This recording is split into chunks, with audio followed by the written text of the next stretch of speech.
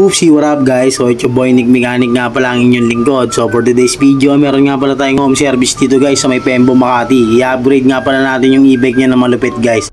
So inaantay lang natin dito si sir. So ayun na nga pala si sir guys, yung customer natin. Ayan, bitbit niya na nga pala isang battery pati yung converter. So i-install natin yan. Gagawin natin 60 volts ang e-bike niya. Tapos i-install natin siya ng converter na malupit.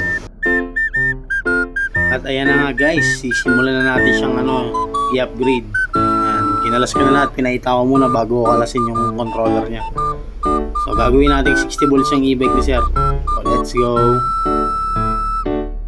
Ayan guys, kakabit na natin converter at saka controller. May 60 volts na to. Tapos yung para sa converter ni sir dito sa ilaw sa harapan. Ayan.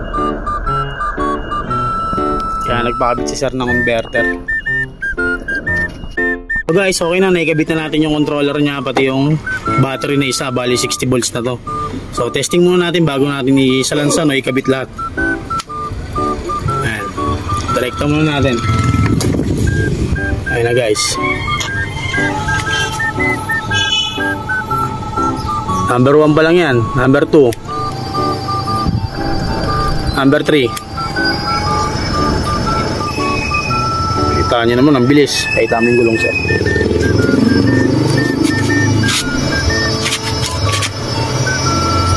Makulin.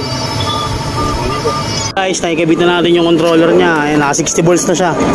Tapos, kinabit na rin natin yung converter. Ayan, medyo magulo na yung wire pero konting wire lang naman yan. Ayan. Yan yung sa ilaw niya, ito dito. Ayan. All goods na lahat guys. Sasalansan na lang natin to. Kabay testing. Guys, okay na. Nakabit na natin yung controller, pati yung converter niya. Tapos ito, yung battery nandito sa compartment. Bali 60 volts na to. Testing na natin yan. On natin breaker. So guys, ayan nga pala yung ginawa natin. Okay na yan, all goods na yan. I-installan natin siya ng converter at saka controller. Ginawa natin 60 volts. So ayan si sir, maraming salamat po sa tiwala sir. Peace out.